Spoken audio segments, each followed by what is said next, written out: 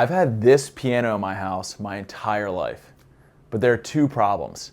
I can't play it and I can't read music, but I love the sound of a live piano. So in this video, I'm taking on the challenge of building a machine to play it for me. I mean, this is gonna be easy, right? First things first, I needed to decide on a design. I didn't want to make any major modifications to the piano itself, so I settled on building a frame that sits above it. Conveniently, the piano keys span exactly 48 inches, the same length as my aluminum extrusion. Perfect. To support the frame, I built two stands on either side of the piano and secured them with angle brackets. This setup lets me slide the 48-inch crossbar up and down, as well as forward and backward, so I can fine-tune the position. Now that I have a frame built, I need something to physically press the piano key, and for that I'm going to use a solenoid. But choosing which solenoid is a little bit tricky. I ordered two solenoids off of Amazon, a 12 volt 5 Newton and a 12 volt 25 Newton to test.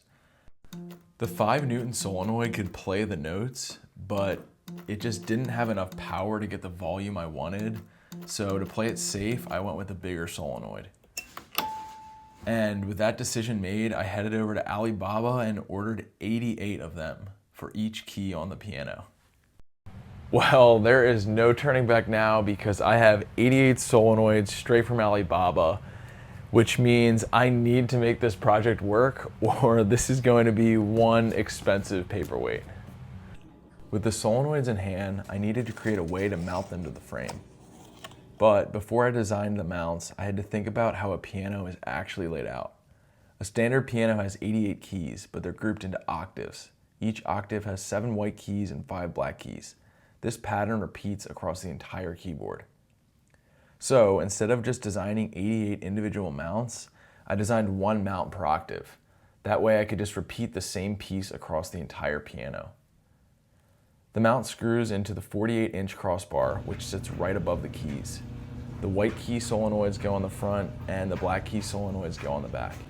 To keep everything neat, I also printed a wire harness on top, so all the solenoid wires feed into it for a cleaner look. Okay, so at this point, I have a frame, a ton of solenoids, and a mounting system. But there's still one huge problem. How do I actually make these solenoids play any music? That's where Midi comes in. Midi is the universal language of digital music. It doesn't contain sound, just instructions for what notes to play, when to play them, and how loud.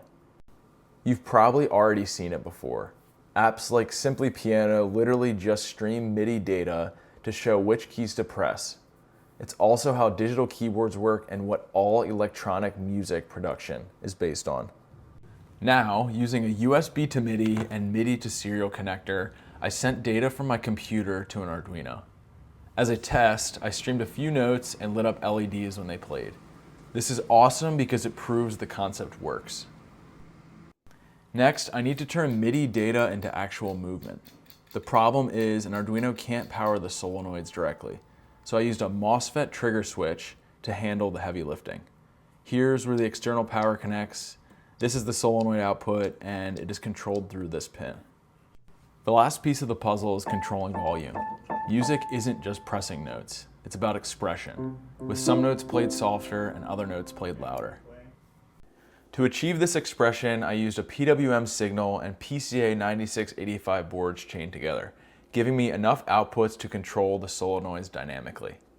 I don't want to dive too much into the code, but essentially all it does is take the incoming Midi data, detects which notes need to be played, and then activates or deactivates the solenoids accordingly. It's a bit more involved, but that's the gist of it. So at this point, I can send music, control the solenoids, and control the volume. But I still have to actually make this control board. And yeah, with 88 of everything, this is going to be a grind. The control board is built on a wooden base, and I started by laying out the MOSFET boards, 11 columns of 8, one for each key. Then came the wiring. With power from a DC supply, I crimped and soldered connectors for the terminal blocks. And yeah, this took a ton of wire. Once everything was powered, I tested each board to make sure it worked. Then I moved on to mounting the solenoids onto the 3D printed brackets with M4 screws, securing everything to the aluminum crossbar frame with T-slot nuts.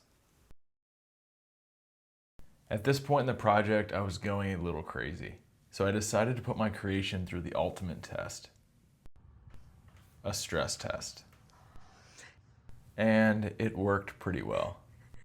The next big step was extending the solenoid wires to reach the control board. I soldered extra wire, heat shrunk the connections, and then repeated this a lot.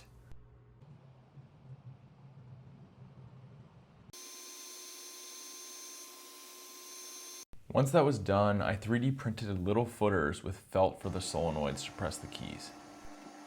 Then came the final piece, wiring up connectors for each octave on the control board. After that, all that was left was hooking up the PCA PWM control boards, and then it would finally be done.